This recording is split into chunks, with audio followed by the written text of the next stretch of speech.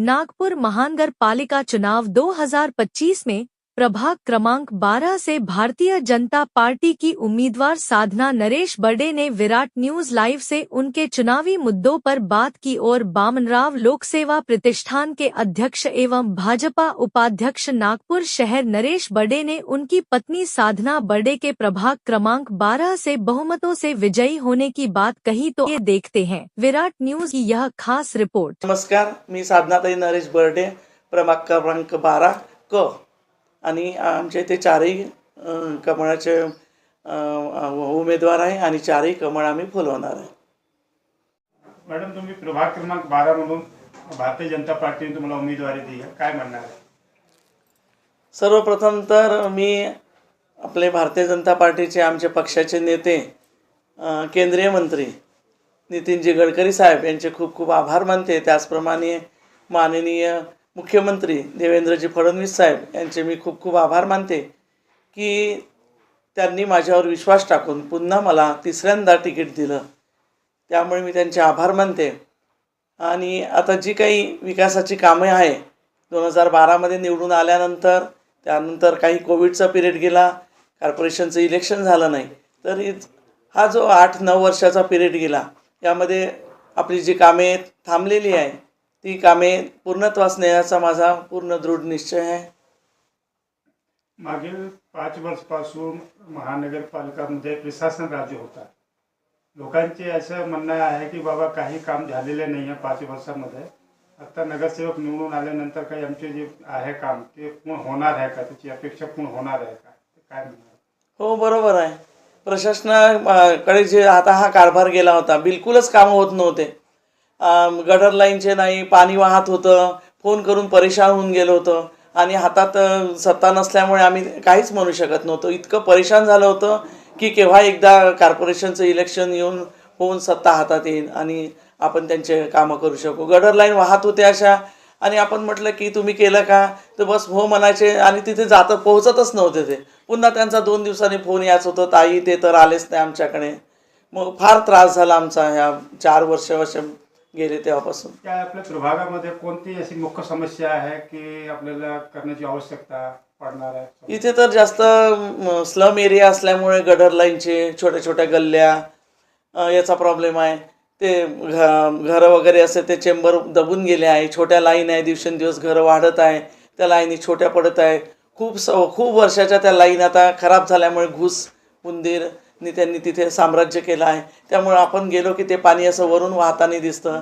त्यांच्या समस्या ऐकून असं वाटते की नाही, खरोखर एकदा आपण आपल्या हातामध्ये सत्ता घेऊन यांच्या समस्याचं निराकरण केलं पाहिजे।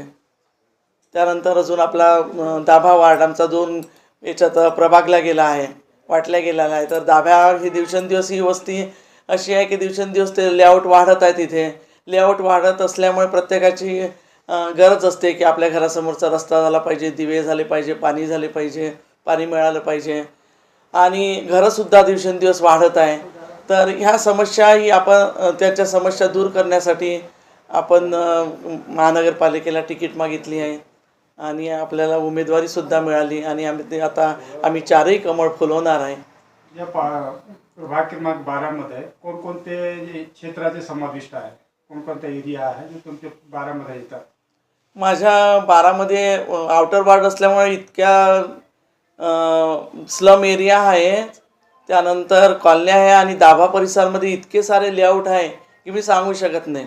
इथे सुरेंद्रगड आहे, माझ्या एरियालाच लागून सुरेंद्रगड आहे, गोंडमोल्ला आहे, विश्वासनगर आहे, दीपकनगर आहे, शास्त्रीनगर आहे आणि गिट्टी गदान आहे। हा पूरा स्लम आहे, एकात एक लागून आहे।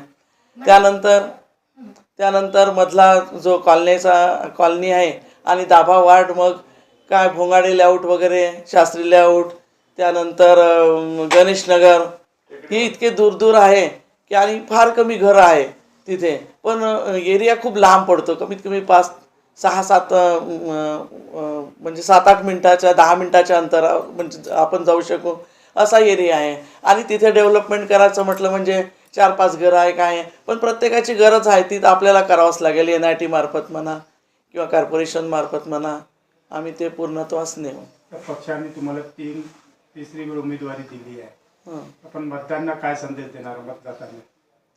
या भागात मतदातांना आमच्याकडे लोकसेवा प्रतिष्ठानमार्फत 2017 पासून अविरत काम सुरू आहे. आमचं स्वर्गवासी वामनराव बर्डे लोकसेवा प्रतिष्ठान आहे. त्या प्रतिष्ठानमार्फत आमचं काम, तसेच नरेशजी बर्डे यांनी सुद्धा पश्चिम नागपूरची तयारी केलेली होती. त्यामुळे आमचे 2017 पासून अविरत कार्य आहे. कोरोना महाकाळामध्ये त्यांनी आम्ही म्हणजे बरंच मदत केली लोकांना, आणि मदत सतत सुरू असते. शाळा लागल्या की शाळेच्या पोरांना पुस्तकं वाटप, झाडे लावणं, झाडे जगवा. उन्हाळ्यामध्ये जे काही स्लीपर चप्पलवाले ते चप्पल शिवतात, त्यांना ते मोठी छत्री प्रोव्हाइड करणं. त्यानंतर कोणी आजारी असेल त्यांना ॲडमिट करून त्यांच्या औषधाची व्यवस्था करणं. हे सतत कामं श्री नरेशजी बर्डे आणि आमच्या परिवारचे सुरूच असते, आणि आम्ही दोघंही त्या कार्यात आमचं काम सुरू आहे. मी नरेश वामनराव बर्डे, माजी शहर उपाध्यक्ष भारतीय जनता पार्टी आणि वामनराव बर्डे सुटी लोकसेवा प्रतिष्ठानचा संस्थापक अध्यक्ष. भाऊ, भारतीय जनता पार्टीने परत तिसऱ्यांदा साधनाताई बर्डे यांना BJPची उमेदवारी दिली आहे प्रभाग 12तून. काय म्हणणार? माझे राजकारणाचे माझे गुरु किंवा माझे भाऊ, देवाभाऊ यांनी सन 2012मध्ये मला माझ्या राजकीय जीवनाचं पदार्पण झालं, आणि तेव्हापासून मी माझी BC 2012 ते 2017पर्यंत नगरसेविका होती. आणि त्या पिरियडमध्ये तिने जे वार्डाचे कामं केले, आणि माझे केंद्रीय नेतृत्व नितीनजी गडकरी हे माझे श्रद्धास्थान आहे. असे हे दोन नेत्यांच्यामुळे मी राजकारणात आलो, आणि त्या राजकारणाच्या प्रवासामध्ये आम्ही अविरत आमच्या गडकरी साहेबांचं म्हणणं आहे का राजकारण हा काही प्लॅटफॉर्म नाही आहे का बा आपल्याला काही हे करायला. राजकारणमध्ये गोर गरीब शोषित पीडित या लोकांची सेवा करणे, आणि त्यांना चांगल्या सुविधा कशा मिळेल, आपण चांगल्या सुविधा कशा देता येईल, या दृष्टिकोनातून त्या विचारांनी प्रेरित होऊन मी आज 8 वर्षापासून मी इथे वामनराव बर्डे स्मृती लोकसेवा प्रतिष्ठानच्या माध्यमातून हारल्यानंतरही अविरत कार्यक्रम चालू ठेवले. जसं लोकांना पुस्तक वाटणे आहे, झाडे लावणे आहे, नंतर हेल्थ शिबिर आहेत, स्पोर्टचे निरनिराळे खेळाचे कार्यक्रम आयोजित करणे आहे. नंतर आध्यात्मिक दृष्टिकोनातून पाहिले असल्यास आम्ही भागवत कथा, देवी भागवत, जेणेकरून आपल्या समाजाची आध्यात्मिक उन्नती झाली पाहिजे. त्यानंतर आम्ही निरनिराळ्या प्रकारचे जे शिक्षणाच्या दृष्टिकोनातून मी शिक्षणाचे ट्रेनिंग कॅम्प घेतलेले आहे. अशा प्रकारचे कामं केलेले आहे. त्याचबरोबर आम्ही आमच्या प्रभागात किंवा विकासाच्या कामाचाही लावलेला आहे. परंतु नगरसेवक असल्यानंतर कामं होतात, आणि थोडे आमच्या 2 नगरसेवक मायाताई युनाते आणि विक्रम गालवंशी यांनी इथे या आमच्या प्रभागात काम केले आहे. या सगळ्याचा विश्वास, या सगळ्याचे कामं पाहून पार्टीने ह्या दोन्ही नेत्यांनी माझ्यावर विश्वास टाकला. याबद्दल मी दोन्ही नेत्याचे खूप खूप आभार मानतो, आणि अशाच प्रकारची आम्ही पुढे भविष्यामध्ये काम करत राहू असं मी आश्वासन देतो. प्रभाग 12 प्रभाग 12ची लोकसंख्या किती आहे? ती आता 71,000 झालेली आहे, 68,000. आणि मतदारांना काय संदेश देणार आहे? काय मतदारांना काय मी मतदारांना एवढंच म्हणेल का या ठिकाणी जे विकासाचे कामं आमच्या नगरसेवकांनी केलेले आहे, आणि महत्त्वाचं म्हणजे महाराष्ट्रामध्ये जे आपले मुख्यमंत्री आहे देवेंद्रजी फडणवीस आणि केंद्रीय मंत्री नितीनजी गडकरी यांनी जे विकासाची कामं केलेली आहेत, आज नागपूर शहराचा चेहरामोहरा त्यांनी बदललेला आहे. आमच्या देवेंद्र भाऊंनी प्रत्येक समाजाला सारखं प्राधान्य दिलं आहे. OBC समाजाला न्याय दिलेला आहे, आणि प्रत्येक समाजाला काही आर्थिक विकास मंडळ, अण्णाभाऊ साठे आर्थिक विकास मंडळ त्यांना मदत केलेली आहे. असा सर्व महाराष्ट्राचा आज आमची इकॉनॉमी महाराष्ट्राची $0.5 ट्रिलियन $1 ट्रिलियन चाललेली आहे. हा सगळा कमाल आमचे लाडके मुख्यमंत्री देवाभाऊचा आहे.